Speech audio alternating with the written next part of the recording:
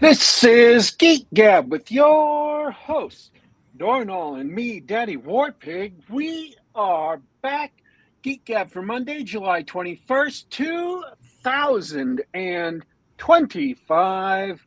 And today on the show, we have got special guest from Mike from Catalytic Comics, and I think that's about it. We may have any announcements to go, but I don't have any extra reviews or anything. I've been sort of listening to The Narrow Road Between Desires on Audible, but I haven't finished that yet, so I don't have a full review of that. And I've been watching True Blood, but I'm just barely into season 3, so I don't have a review of that yet. I wasn't expecting to have anything, but my wife just got me into a new show on Netflix. It's a brand new series called Untamed. Have you heard of it? No. It is from the first episode, it is a crime drama set in Yosemite National Park, and Eric Bana plays a criminal investigator that sort of works alongside the park ranger. So I enjoyed the first episode, so I'm gonna stick through it, and I'll let you know how it goes. Nice. I did find out something really bizarre. I've been rewatching Z Nation recently. Out of desperation, because once you've done so much of something else, you just need something as a brain cleanser. You're like, I've listened to this particular audiobook. Zombie brain cleanser? I see what you did there. That will clear it out entirely. And I don't know if it's been so long since I've seen the show, or what happened when I was originally watching it. There's almost a whole season that I missed most of the episodes. And I don't know how that happened. I don't know how I skipped most of the episodes of this season. And it's the second season. And there are episodes I know I should have remembered. Like their Roswell episode with flying saucers and sort of a ray gun. And maybe they are sort of hinting there was aliens. And then the answer turns out to be entirely within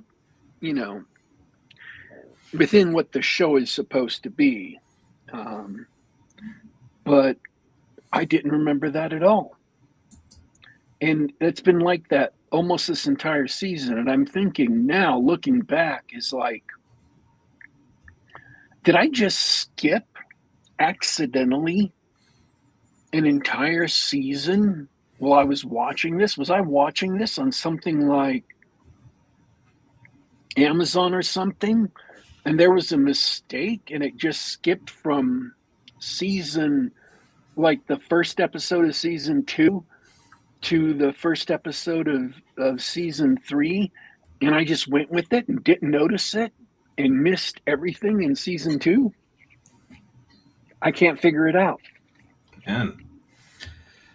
Likely. I was going to say, and I've got a pretty crazy watch case for you. So my wife brought up to me recently, she has never watched Star Wars before.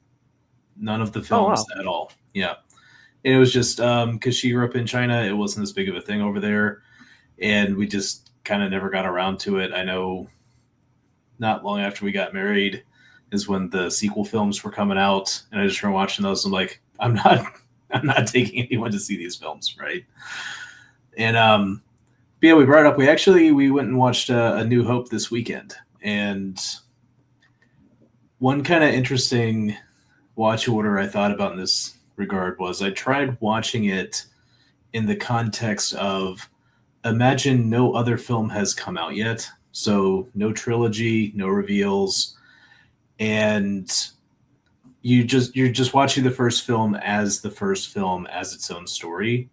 And it's actually unique relative to the trilogy if you go back and rewatch the intro, like the first sequences.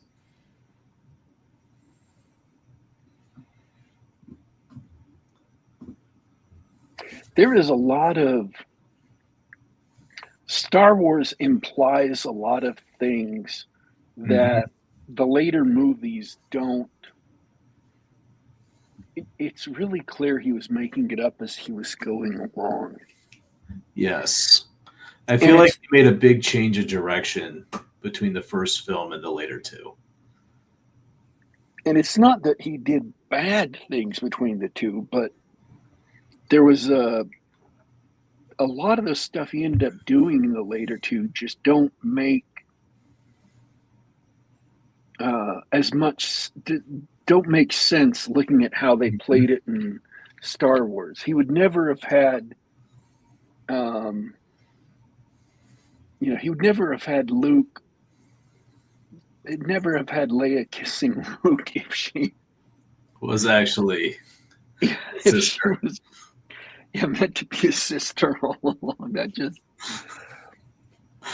because it's really funny because like the way it's presented at the beginning is he sees the recording for the first time and the first words out of his mouth are like she's beautiful, like play it again, R2D2. It's because like I remember that later reveal when they're actually brother and sister.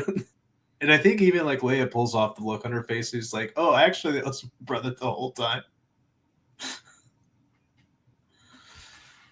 So, and they had to drop that. One-liner in the prequels, like, "Oh, mind wipe the droids." Mm-hmm. That's right. And they even that they only mind wiped C-3PO.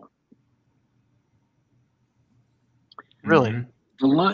The mine in the prequels was mind wipe this droid, and he's pointing to C-3PO. He doesn't mind wipe R2D2.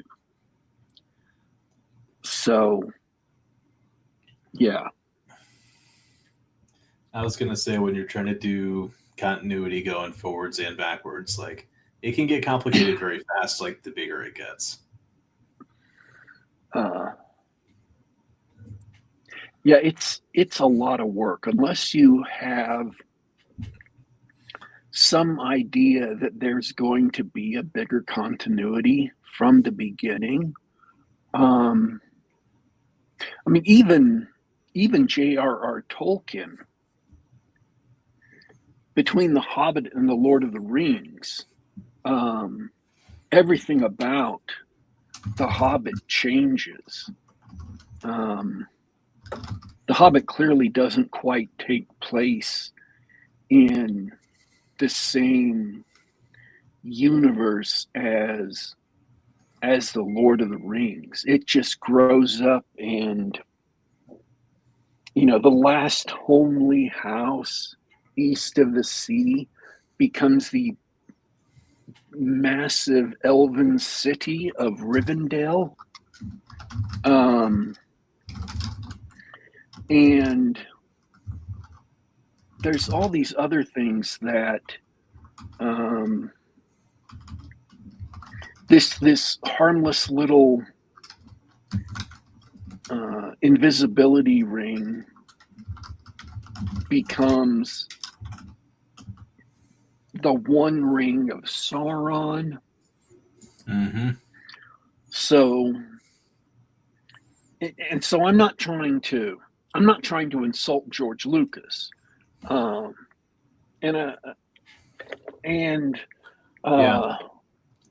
it really is a Herculean task to try and tie more and more of it together as it gets built.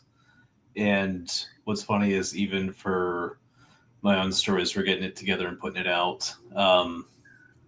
Right. I have kind of a timeline, and we have a webcomic that in the story's timeline starts about a year and a half before what I would call the main book series, which are kind of conventional comic books.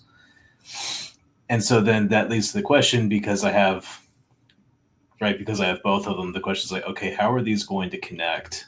And when this fourth class industrial worker and this hacker from the elite inner districts meet up in book one, like, what is the history they're already going to have? Because that's the history I have to work with, when I'm writing a prequel story.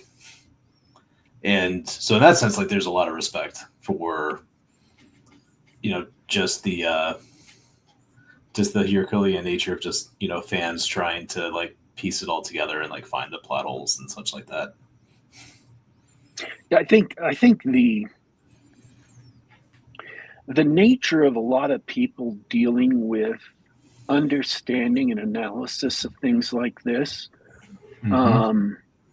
is that they are far too quick to be contemptuous of flaws in works. And I think that is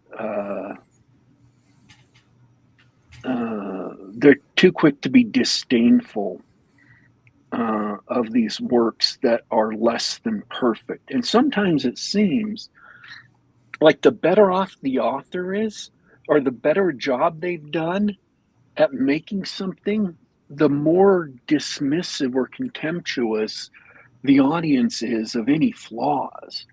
It's you put them on the pedestal to knock them down. Yeah. It's just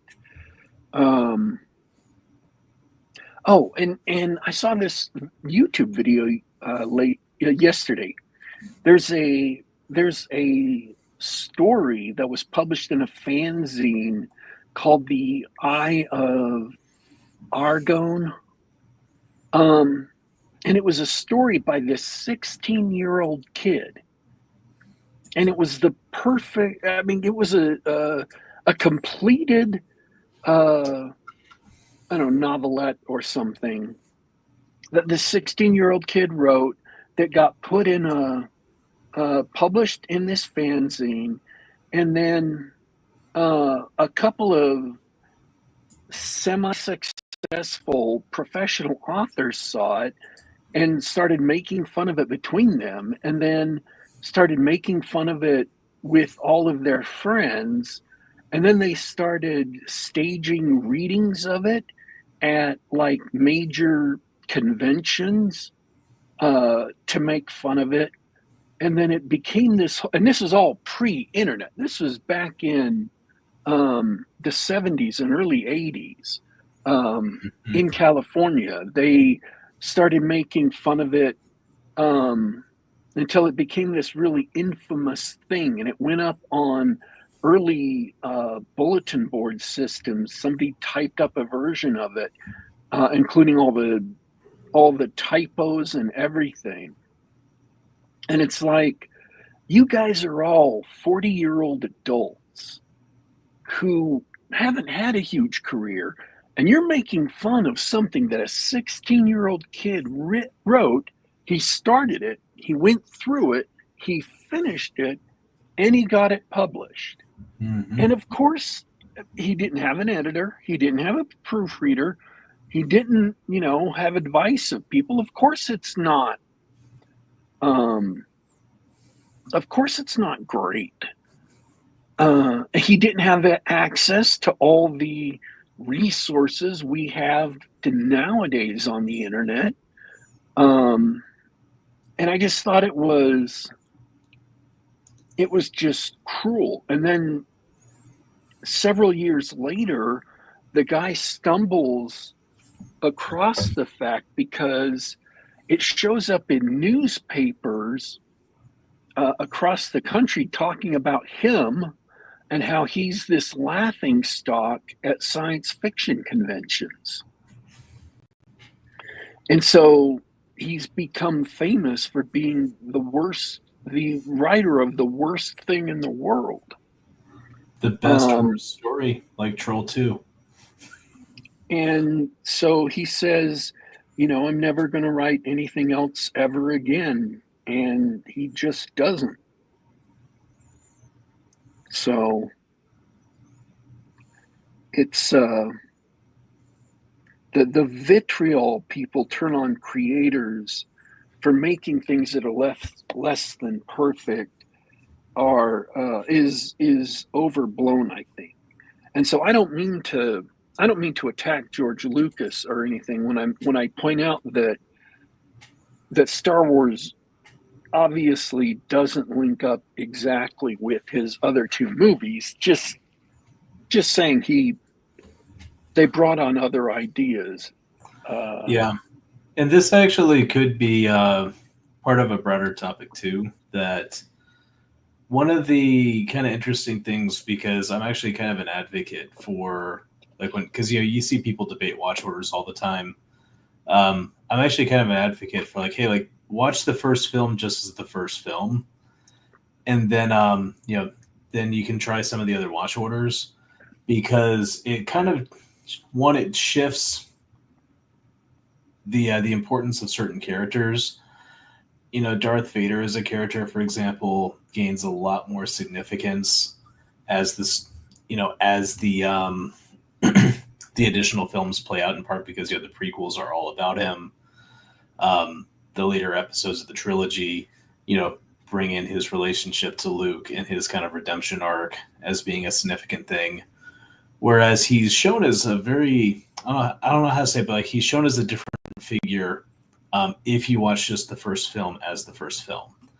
And you're right. And sometimes it's that, you see a really good thing and you're like, hey, let's pivot a little bit and take advantage of it this way. And, clearly they did. And clearly it's very successful, as a cultural touchstone. But I do think it's interesting sometimes if you break down kind of what was the core message of some of these stories and and start to look at some of the major ones and just how they either change if they turn into a series, or if you look at it in a historical sense, what are the types of stories being told over time and how are those changing as well, and kind of where does that put us where we are today? See, I think Darth Vader in the first movie is just there as the heavy. Mm-hmm. He's the villain's henchman in the first movie, because the primary villain in the first movie is Moff Tarkin. Mm-hmm. And so Darth Vader is the big glowering bully behind the main villain. And if you watch the other two movies, your perception of Darth Vader changes entirely. Mm-hmm. Because he moves to the center, and it's obvious he's the main bad guy. But just watching Star Wars by itself, Darth Vader is, and all I can think of right now is in the Buck Rogers movie, Tiger Man was that big, big hulking bad guy who's the muscle, who the main villain says, "Bring him," and the muscle picks him up, or the main villain says, "Beat the crap out of him," and the muscle moves in and then beats up the guy. Yep. Like Jaws in the James Bond movies from the 70s. He's big and huge, and he's got metal teeth, and Yep. he's the big bad guy. In terms of physicality, not in terms of having a big role. I mean, Moff Tarkin even makes fun of him. He makes fun of his religion, and Mm-hmm. It's clear that Darth Vader is not number two in the Empire behind the Emperor. That whatever role Grand Moff Tarkin plays in the Empire, It's a role that, but it's more a way of like showing, in this case, because the focus is really on Luke, it's a way of showing how he has advanced as a character. Because in the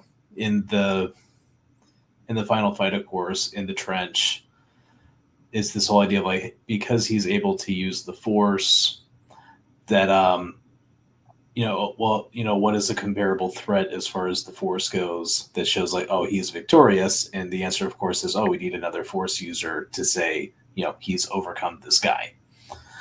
And then you kind of see that, it's just a very simple Darth Vader gets blown off into space. So you just kind of show like, okay, on two different levels, one as the space pilot and then the other as kind of like touching onto this like spiritual component, like he's one on both sides.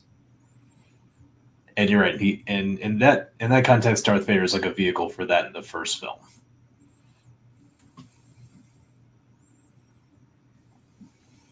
so it's when you have,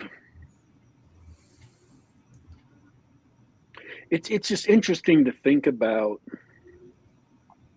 what Star Wars itself implies about its universe, what kind of universe that might have been going forward. And this is the other difficulty is George didn't know he was ever going to get another chance to make another one of these movies. That's why it was just Star Wars when it first came out in 1977. Mm-hmm. It wasn't called, Episode 4, A New Hope. That wasn't tacked on until the 1979 re-release. So it was, he put all the ideas into it.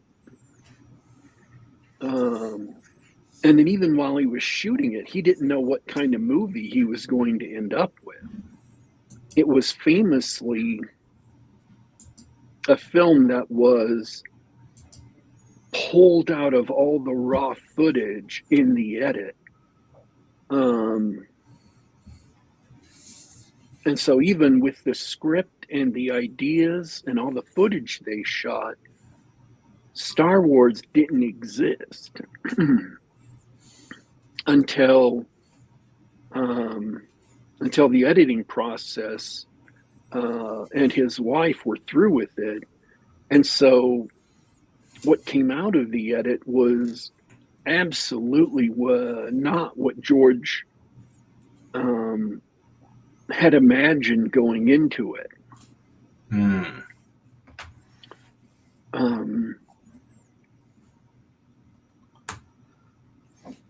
So it is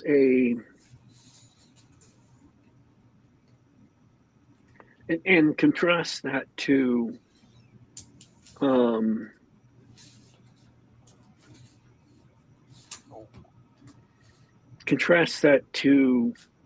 say The Hobbit, which was a story that was told night by night to his children. Mm-hmm. And so what came out of that was him writing it down so he could remember the details, because Christopher Tolkien, if he didn't remember all the details exactly from previous nights, his son would complain. So he had to write it all down night to night. That's really cute. I didn't know that. That's adorable. And so the story just kind of emerged from off the top of his head. And I I don't know that he went back and rewrote it before publication, but um, but you can tell it's that kind of story that would come from that process, where he goes through a meandering journey, and there are, definitely distinct sections with their own sub stories. But it best lends itself to a meandering travel story versus this big, huge, and it wasn't originally meant to be published as as a trilogy, as multiple volumes. But The Lord of the Rings, which is famously written, I think, 3 times as a coherent novel, written from beginning to end 3 times, not revised, just completely. He got it done and then he rewrote it completely. And he stopped in the middle of the process to write up all the myths and legends underlying the underlying all the mythology for the languages that also played into. And I just saw this video 2 days ago on Twitter, where they're detailing the actual speech that Eomer or Theoden gives right before their charge. And one of the lines is like, as they rode across the field with the sun glinting on their spears and their armor and their banners flying, and the sun rising up and shining the brightest it had ever shined, as it had with these couple of guys who were warriors at the dawn of the world. And so by creating all this mythology, it wasn't just world building for world building's sake. It allowed him to refer back to these myths that you didn't know anything about if you just read that novel. But it gave this sort of mythic undertone to it. And I find very often in well-done stories that you have more than one layer to it. And in his case with the mythic, that adds significance to every action the characters take. That it's no longer just like they're doing this just because, or just because of one simple motivation, but it fits into this larger puzzle. And as you're figuring it out, there's something incredibly satisfying to that. Yeah. Likewise, I'm curious, have you guys in the indie comic space, are you familiar with the iconic comics title Soulfinder? I actually have heard of Soulfinder, but I don't know if I've read it. Okay. Yeah, it's definitely a good one to check out. It's one, as far as indie comics goes, it's one of my favorites. But yeah, it reminded me of this example of it. But in brief, like, it's got the best comic pitch in comics, I think, which is combat veteran exorcists. So that's it. Like that's the pitch. And it's good. But what I liked about it though is one of the things Doug Ernst will do is he'll couch every single story in a both personal context as well as a spiritual battle context. My personal favorite was Soulfinder 3, Infinite Ascent. And so in this case, they're going to go after, I believe it was like a rogue CIA officer, and who is essentially like running this compound out in like Nepal or something, and where he's basically like consorting with demons and he's like doing all this human trafficking. So on the one hand, that's already a pretty cool story. Like, they're going to go out and they're going to get this guy. But then what they do next, though, is one of the victims of his trafficking ring happens to be in the parish of Father Redder. And so it's also the girl's parents have this like serious crisis of faith of like, like, why does God let this happen to us? Right. And so now he has this additional mission parameter of like he's got to save this particular girl, for the sake of his parishioners, right? And it's interesting then because it also, of course, it upsets part of their mission and creates all this other trouble. But it kind of shows you who this guy is, because even in the midst of like all the stuff he has to do for his main mission, he does not forget his flock.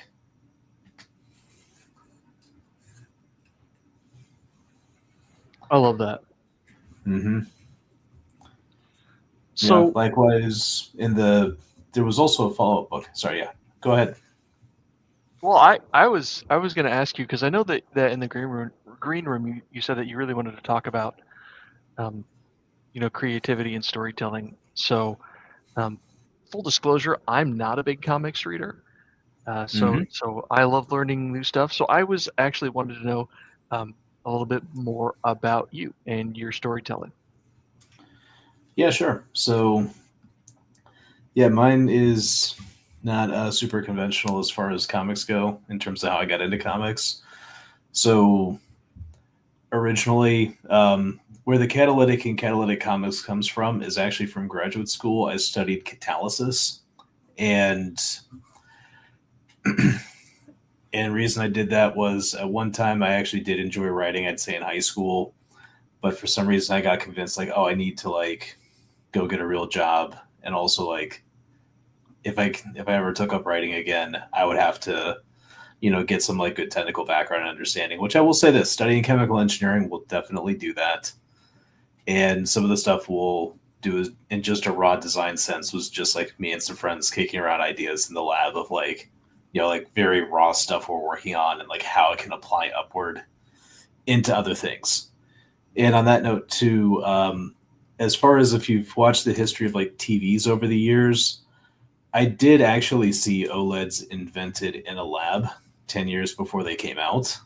It was just like this, like, it started off as just these like colorful vials on this like guy's desk. Oh, wow. He's like, yeah, if we can just learn how to like, keep these consistent and whatnot, like, we could like put them into like displays or something. 10 years later, there's OLEDs. I get to grad school and like they're working on quantum dots. And everyone's signing waivers of like, were you in a lab with quantum dots? Because like they're studying the health effects because no one really knew at the time. But same thing. About 10 years later, QLEDs come out, which is based on like what they were doing in the lab at the time. And I'll tell you one super cool thing is actually the first comic book we're gonna have coming out. Or I should say the first one, but the first one kicking off like our official releases and arcs and such, which will be in about a week. It includes an airship, which I was actually looking online. Someone is working on the base component in that airship in their lab right now, on vacuum balloon technology. So, yeah, so that was the catalytic side. I had story ideas in my head for years, and it really just started with some internet friends, and someone challenged me to say, Mike, you should just actually write this thing. That was about 4 years ago. And from there, I found out, because I've really had only been doing stuff with nonfiction the whole time, I really did not understand fictional writing that well. So I had to do a lot of reading, still doing a lot of reading. And I still look at a lot of stories in this like highly technical sense, especially after I got a piece of advice from Chuck Palahniuk, who you may know wrote Fight Club, in which he said, like, what does the story make you feel as you read it? And for a guy with an engineering mind, that you have to try to put that into a formula. Yes. And so it's this question, like, what exactly am I doing here? And it is important, because I do know one thing you overcome initially is you want to avoid world building for world building's sake, and you want to avoid also exposition dumps, which I will say, one thing I'm really happy about is we really don't have any in what we're doing. So like we structure the stories to just show like, one little piece of the world at the time and just let it sum up as it goes on. And what we're going to write about for Petro Patriot is really, it's, in this like dystopian post-American world, you're going to have out of the 5 citizen classes, you've got this 4th class worker meets up with this girl who's a hacker from the elite inner districts, and they team up to discover this kind of science themed power that they both have, as well as start working out like how they're going to like restore their nation.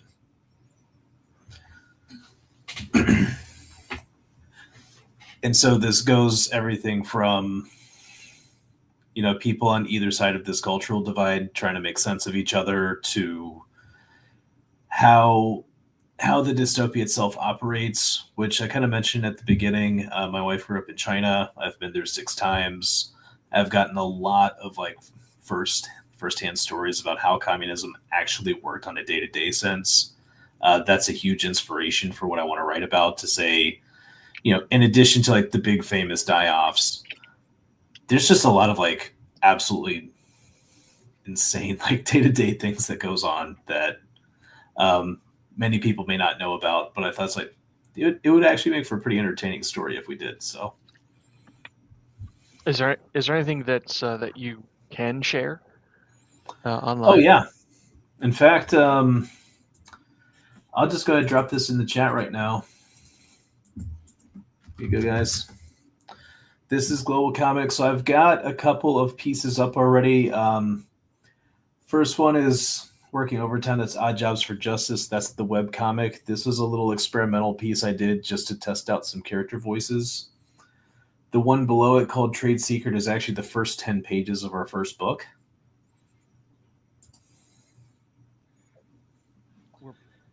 We may not have privs to post links in YouTube, but we'll try to get them up as soon as possible. Yep. It's actually, it looks like it went through on the chat. Awesome. Yeah, it's not a link per se. And yeah, if you want to look at it, feel free to look at it. Or if you want me to share the screen and like show it.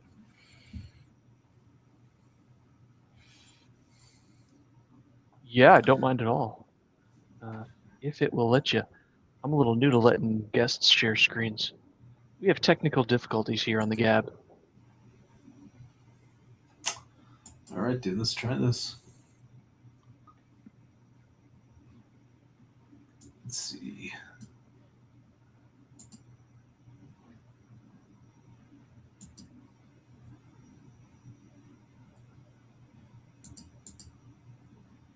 Yeah, I noticed that I've got your website here, and I noticed that I can't.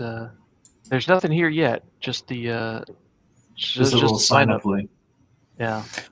Yeah. In fact, something I could do is I could like turn on the PDF share, because one thing I also do currently professionally as a web developer is I'm gonna try, in addition to a newsletter sign up, we're going to do occasional giveaways. So whenever I've got a new episode coming out, I can set that up as a download to go out to everyone first.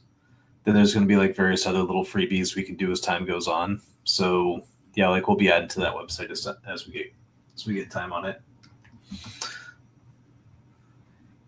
Okay, and we all know that writing's the most important part, but let's talk about the other most important part, which is your artwork here.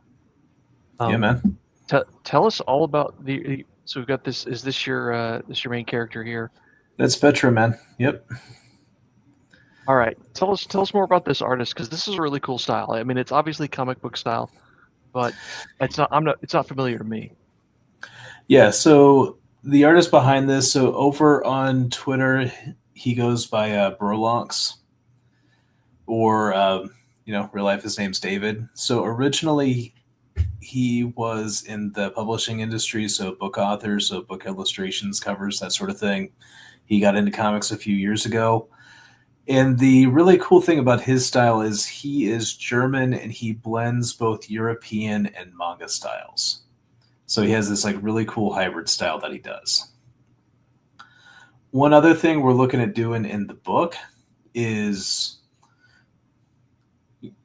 this is something you may be familiar with if you ever, especially like a Japanese manga, but sometimes like we'll adjust the style a little bit. So when we do flashbacks, we kind of like reference the Metal Gear comics, their style, which is like more like raw and gritty.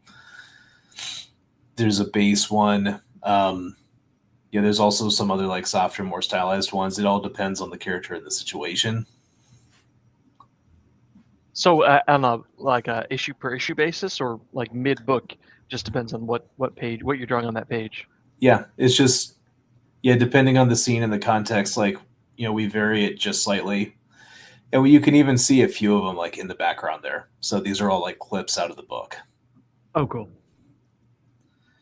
In fact, let's see. I did get the screen share up, so I could even like maybe show Go a ahead. couple of things. Boom. There you go. Boom. Awesome. But yeah, let's jump in on like Jazz for Justice, man. And by the way, Global Comics is really cool in this sense.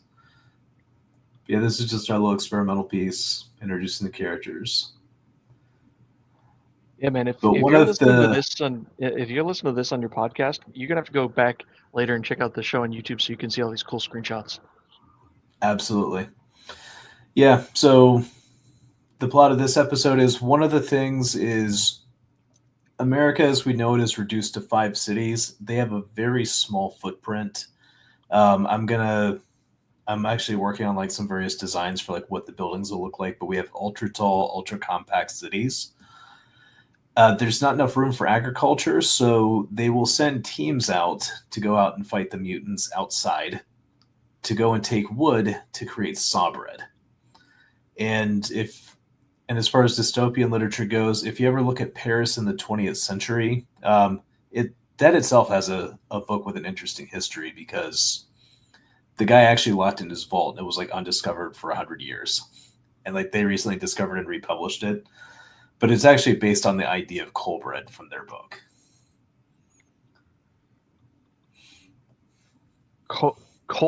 Saw bread instead of coal bread. Got it. Yep. Dang. That is dark. Yes. The best of chemical technology, dude. And so what you've got for our kind of starting team for the webcomic series is, of course, Mr. Michael Albright, his best friend Adam the Carnivore, and then Officer Karen and Compliance Cammy. But it's kind of interesting because, as time goes on, like we just do a little bit of characterization here. It's fun. So are you how many are you writing before you actually go live with the episodes? Yeah, so first episode, once it comes out, we're kind of getting set up to do monthly releases, and then we'll do a set of 8. And that's just to introduce the city and the question of like, okay, like this guy's in this dystopia, he knows it's a problem, like what is he going to do about it? And how is he going to get the opportunity? And this is actually like, this is a real question for us today of like, what can you do? And sometimes involves becoming a whole lot more than you thought you can be. And that's kind of the core idea of like what we'll be looking to communicate. So we get to enjoy the growth of these characters as they adapt. Exactly. So I just thought of like, put some of the funny people that you may have known off of a construction site and put them into just this like wild exotic world, and just like it doesn't matter what gets thrown at them. They just find a way to pull through. That's what I like to do. And Karen's is actually internally we've joked like Karen's the best girl because like she does not get paid enough for what she does. I love that you named her Karen. Like how can you not have an Officer Karen who's like, she just wants to advance to become the manager, and like fighting wild hogs over the saw bread is like how she's got to do it. Oh, Cammy also is actually there is also a little bit of like the cyborg technology in this story. Cammy is the prettiest cyborg because the process by which it happened did not affect her face. And in fact, our very first episode is going to come out to like how she became like she is. So, yeah, this is just a typical Tuesday of like what these guys had to put up with. So, fighting mutant warthogs for their saw bread. yes, because the actual like security forces don't want to bother with it, so like I'll just like send some fourth class people out and like maybe they'll make it, maybe they won't, and like that's the environment this guy's going to go through. Sure, sort of a Hunger Games style. Let them fight it out. Yeah, for themselves. but as far as these guys care, it's like, man, I don't care, because at the end, you know what I get? We get some burgers, man. So, because I mentioned this being inspired by China, and this is one of the interesting things is even when one of my in-laws, there was a time like every single like young man was like sent to these like re-education camps on the borders of like China and Russia, and like everything they actually needed, there was this whole like complex underground economy of like how they got what they needed. And even once to like deal with a wild dog, they're like, hey, we need like a gun to like shoot this dog, but they're in a re-education camp, but they figured it out anyway. Oh dear. and he talks about how like the next day, like the CCP was like overturning like every bed, like just like tearing everything apart, like who the hell got a gun in here? Man, that is an interesting angle. Holy cow! Yeah, man. That's a lot better than. And this just popped into my head. There's this dumb TV show, written by a Chinese guy a couple of years ago. It was a sci-fi show about Three body problem. Three body problem. That's the one. And it softened the edges of how bleak it was to sort of be up against the CCP in that setting, and I was like, this seems really tame. It's just imagine guys with, because there's no constitution, there are no limits. There are just no limits on what these people can do. And and that's kind of like the question of like, what would happen if socialism ever came here? And that's what it comes down to, is that it's no limits. And when you hear certain people in the news saying like, we should totally do this like completely idiotic thing, well, there's nobody there to stop them. So what happens typically is they'll do it, it blows up in their face, they try to pretend it never happened, and like maybe they'll like put it all in like some little guy, and it's that over and over again. Oh dear. That's not the cyberpunk dystopia I signed up for anyway. Yeah, it was also funny too, because when you mentioned cyberpunk, initially I tried branding this as cyberpunk, but as I got into it, because cyberpunk also has a particular need for a certain kind of degeneracy or despair built into it.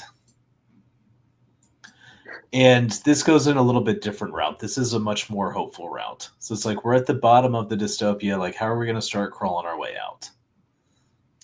Yeah, and good cyberpunk fiction will do that, but it's more often even cyberpunk, the tabletop game, is so focused on the street level activity. It's life is short and brutal, and you do what you can to get yours, and to maybe you make the world a better place while you're at it. But live fast, die young, leave a good looking corpse, that sort of thing. It's really dark, and they really lean into that, probably too much. depending on who you ask. Yeah, but I mean, but that is like the nature of like what cyberpunk is, though, because it is one of the kind of interesting things as you get into this.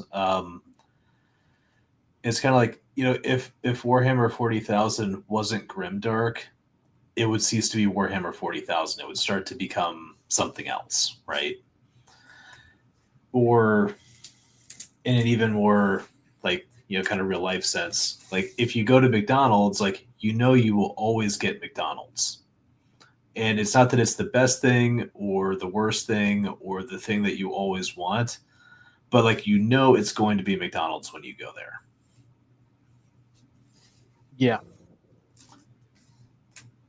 I'm picking up what you're putting down. Yep. So I know you might have glossed over, or I want to go into more detail.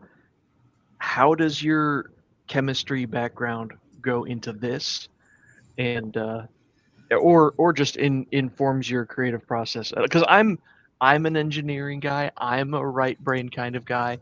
I Nice. imagine I would approach writing the similarly to the way you do it. So I'm kind of curious to hear about that. Yeah. So what's interesting about this is that there's both the technology side, but then also they have to stop and think, like, how does that come back to like a recognizable aesthetic?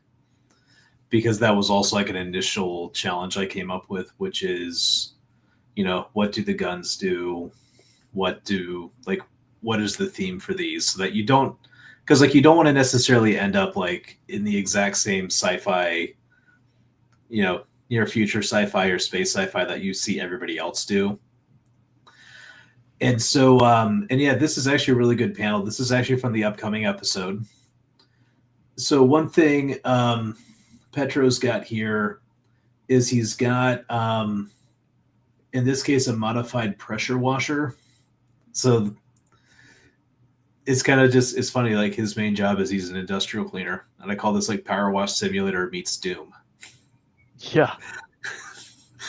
But one of the things I learned about power washing is, in addition to water, there's also CO2. There's dry ice or carboblasting.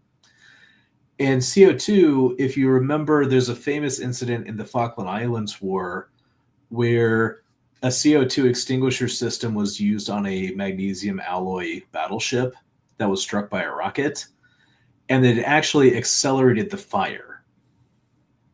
Oh wow. And the ship burnt itself up. It's a real famous example of metal fire chemistry. Metal fires are actually a really interesting topic. So what happens is, this is a carboblaster gun, and it has magnesium rounds.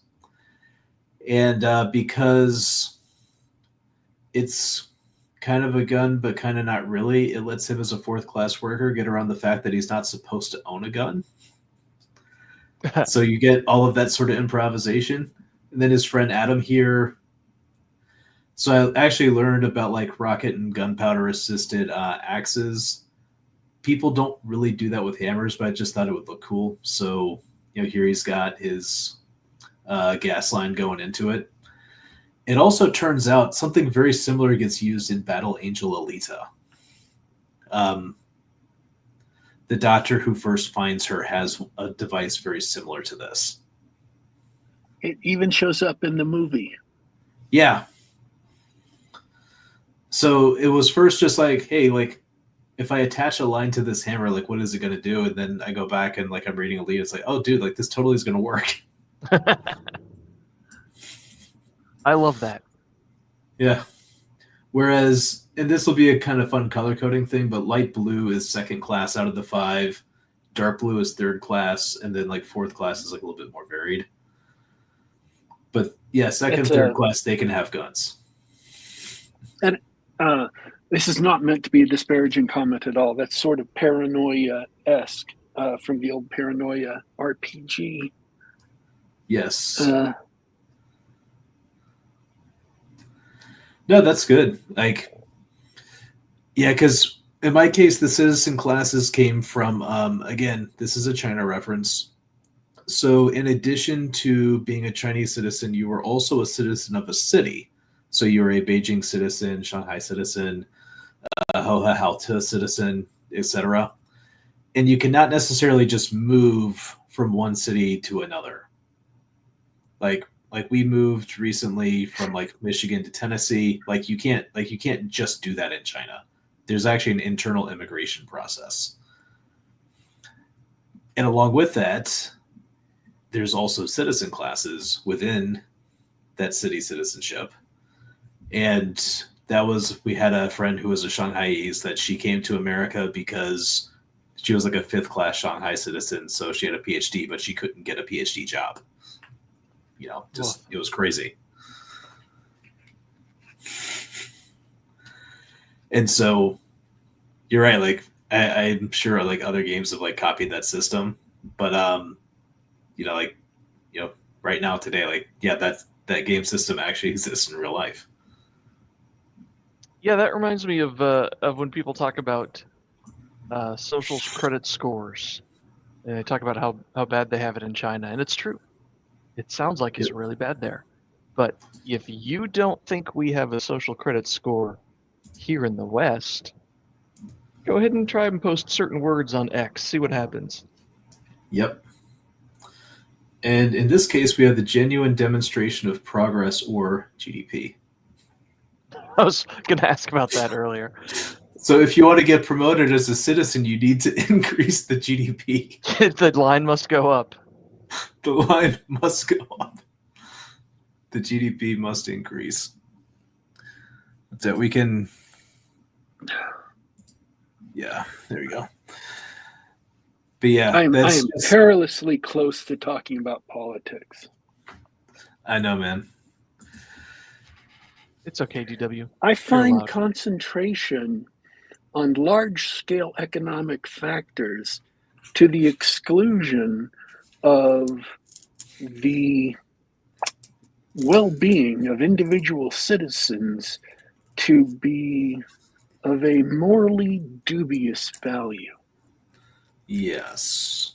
Congratulations, DW. That makes you normal.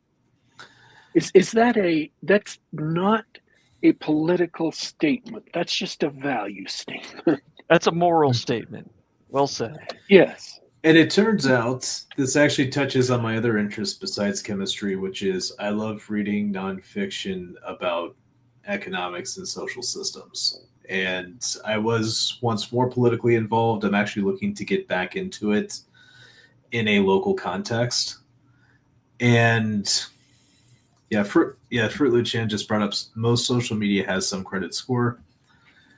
And she is right. There is the algorithm, and the algorithm can push you down and kind of cause you to like fall off the radar. Especially if you're trying to sell something on someone's platform. Yes, or if you try to link to a certain stack. Right. Don't know. Like that, like linking generally is suppressed, but like linking to the stack for some reason is like double plus ungood. Really? Yeah, I haven't quite figured out why, because it's not just that it'll punish that post, but like it'll just like punish your account generally if you link to the stack. Huh. Yeah, that's the real reason behind the link in reply nonsense. And Substack does make it worse. Yes, it does. And although I get some of that because my main job is I do work in web design and digital marketing, so I do online platforms. And so, look, these are a business model, and one of the bigger clients that I have, their whole point is to just get people to a sales page and buy. Like they don't really want them to spend time on anything else on the site. Like everything is about how do we get them to the book now page, which if you think about that makes sense because like that's what they're paying to build. Yeah, I follow. Yeah, and likewise, I think about one kind of interesting topic about here is now you start to think about that for X, like its purpose is to get you to stay on X and engage in stuff that makes X money. likewise too, and this is where I think this might be interesting too. In terms of where creators can publish books, right? All of these platforms also have that kind of built-in need as well. Whether it's Amazon, Goodreads, YouTube like we're on right now, or for global comics, as they pivoted from indies over to the more mainstream stuff. Again, it's in this context of what makes the most sense for us as a business, and customers kind of matter, but at the same time, not necessarily. That sort of brings an interesting question to me. Now I know that you're focusing on a webcomic, which is sort of the publishing side is a little easier, but we talk to a lot of authors on the Gap, and the publishing situation is really hard out there. Do you have any experience with publishers or on the business end anyway through your work? Yeah, so through my work, we're doing we are a development and digital marketing agency, and one particular claim to fame is we helped one of our clients, which is a low 8-figure company, grow 30% last year, and it was just by just your very conventional SEO, mailing list, site optimization, that sort of thing, right? And that's what we do for our clients generally. One thing we've actually been talking about in that sense is most people do not go to websites anymore. In some cases, yes, for a business and you've got a store page, people may go to the store page, but generally people do not browse the internet anymore. And I mean, we've already known this. This has been true for 10 years even. But now then the other question too is, at the same time, the big social platforms, algorithmically just also keep pushing you out of interesting content. And so it's still also hard to find what you want unless you're really careful to curate it and you get lucky and the algorithm doesn't mess it all up. So what we're actually researching on actively now is the question of, from just the marketer standpoint, what is the balance of you have a home base, which is your website, but then you want to push that content out to every applicable outlet where it should go. And of course, big social media is part of it. But then also we've noticed there are secondary industry platforms forming in every single vertical. So for example, with comics, of course, there's Webtoon and Tapas, but then also Global Comics has kind of come out as a really premier digital publisher. And so you have both your profiles on those along with, your X and your Instagram and all that, and your website. But likewise, if you think about it for books, of course, Amazon's the really big one, but then think about Goodreads, think about, try to think Abe Books and some others. But again, you get all of these secondary platforms along with the really big social platforms. And yeah, it is complex, but yeah, this is an actual, this is the active question of research that we're working on right now. That's actually really interesting. Yes. Maybe not for DW or the rest of the Geek Gab audience, but it's definitely interesting. No, actually, that's my immediate question that goes to my mind is, are they just sticking into, have social media sites finally made it an ingrained habit for people to stick to a social media site, or what have they replaced web browsing with as a habit? So there's a few tiers of this, right? So you may have, and this is just terms I'm coining as I say this, but you may have a tier 1 social media. So this is going to be your Facebook, X, Instagram. So when people say social media, that's what they mean. But then after that, every industry also seems to now be having its kind of secondary pages for this. And like I said, so for publishing, there are a lot of just book sites. Like I said, for comics, it's Global Comics, as well as Webtoon and Tapas. And so what we're having is kind of this like second tier of social media or platforming out there, in which you say, hey, I want to see stuff about books, about comics, about films. And likewise, if you're the creator who wants to be seen, you need to be there as well as on your website and on social media. But another example of this too, as I was, actually talking with the boss earlier today, he asked his son, like, how do you look for stuff? And like, his son does not use Google at all, right? A lot of young people, they don't use Google at all. They'll ask the AI, they'll ask, they'll go to like a platform like YouTube, punch it into YouTube, and like even the traditional search engines now are, they're not going to be gone anytime soon, but the mix is changing. And they stopped being useful a long time ago, deliberately so. And now the AI summary that replaces sort of the first couple of links has it's actually really good. Yes, and And here's where it gets interesting. Oh, go ahead. A lot of times, actual apps have replaced the World Wide Web. People launch the TikTok app. People launch the Twitch app. They don't go to Instagram on the web. They go to the Instagram app. And here's what's funny about that. Outside of a few leading apps, almost all the apps you get, even like the Chick-fil-A app, is actually a website with an app wrapper over it. Yeah. Which I always found really funny.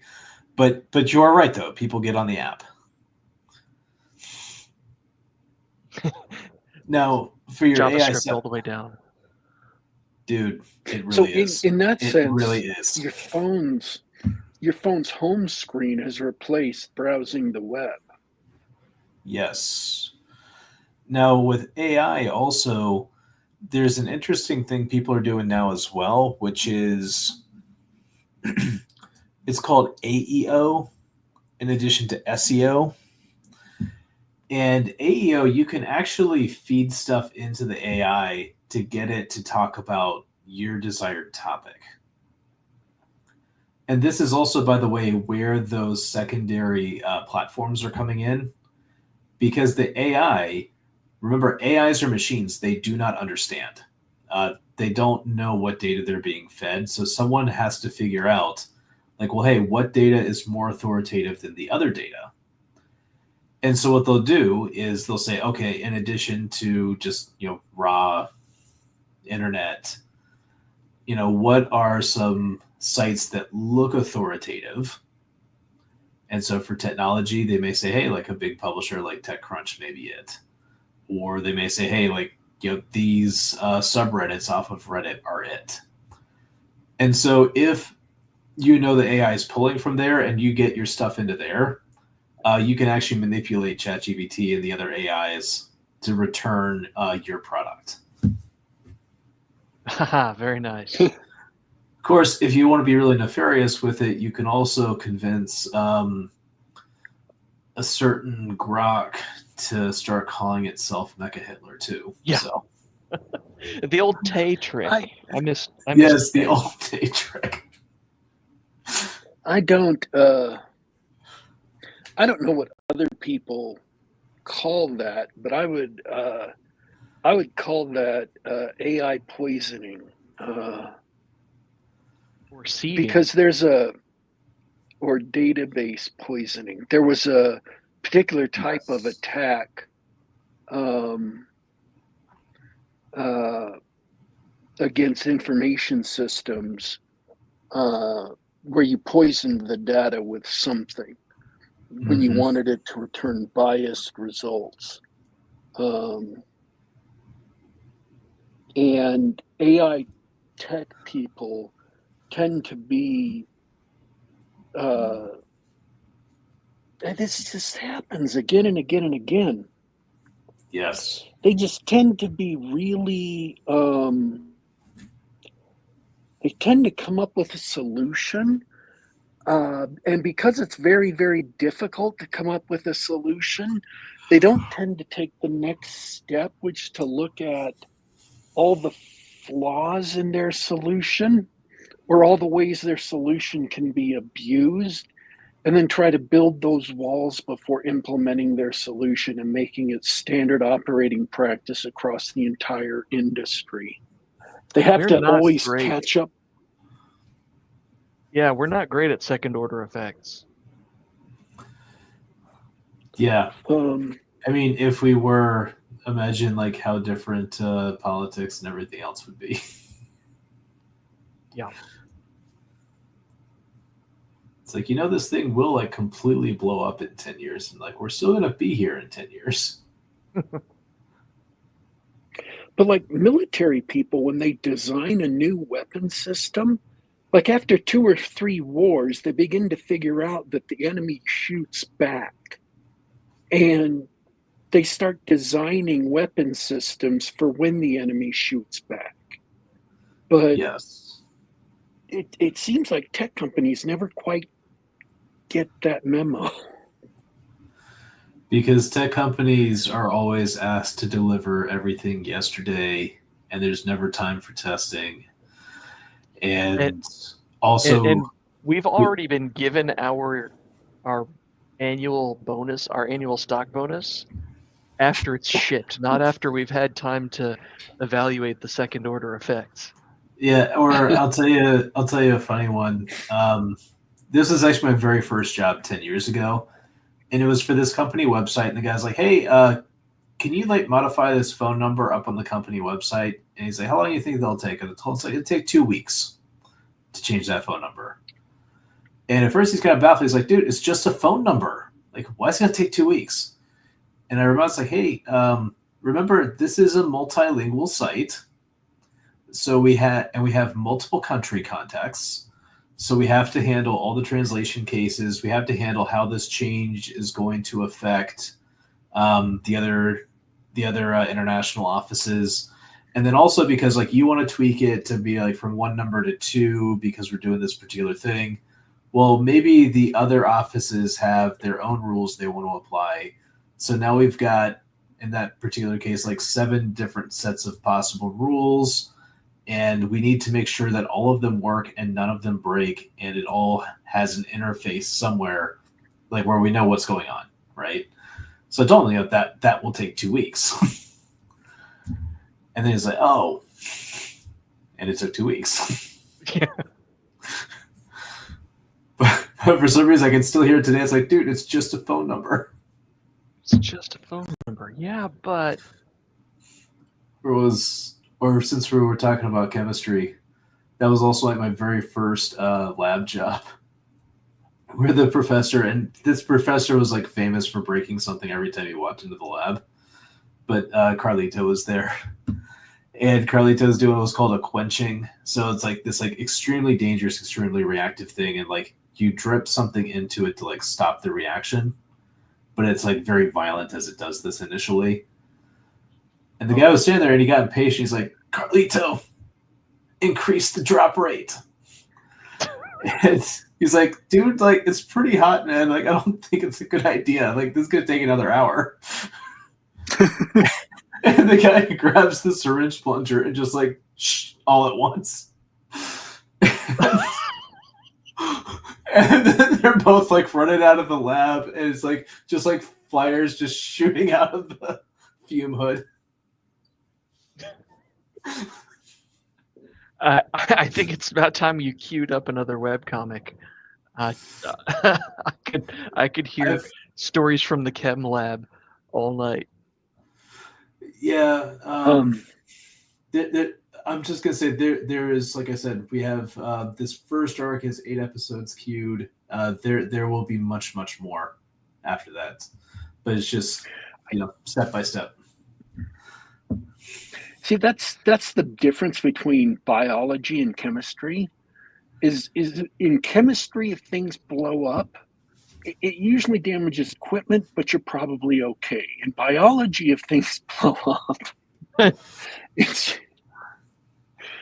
usually much worse. You've wiped out yourself and an endangered species somehow.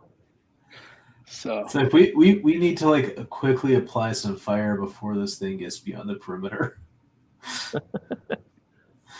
Yes, So- and by the way, I have done that quenching reaction before, and the procedure ever since that incident is one guy stands there doing the procedure, the other guy, like we have the like clearing the whole hallway fire extinguisher on like this wagon cart, and we like wheel it over to the lab and like have a guy standing there pointing it at you as you do it. That's funny. Yes. oh, because I was thinking the ideal setup would be to have, whenever you're doing something dangerous in chemistry, would be to have somebody standing behind you whispering in your ear like you were Roman.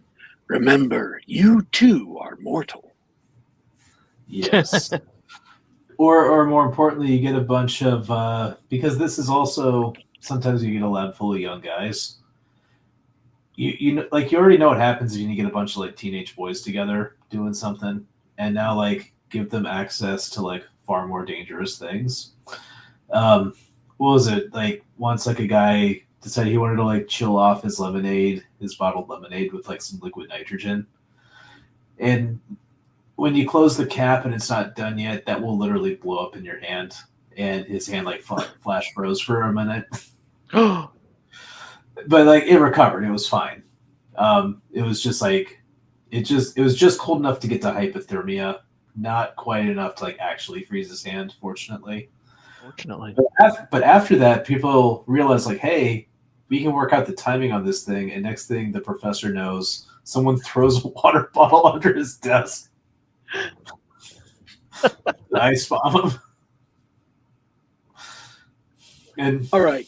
It is unfortunately time for us to go. all right, man. Do you have any final thoughts before we take off? Yeah, both for my own story and something I just look for people generally is like, dude, we got to be curious. You know, like we're like exchanging stories like this, and whatever the topic is, you know it's going to be good if the person making it is just curious.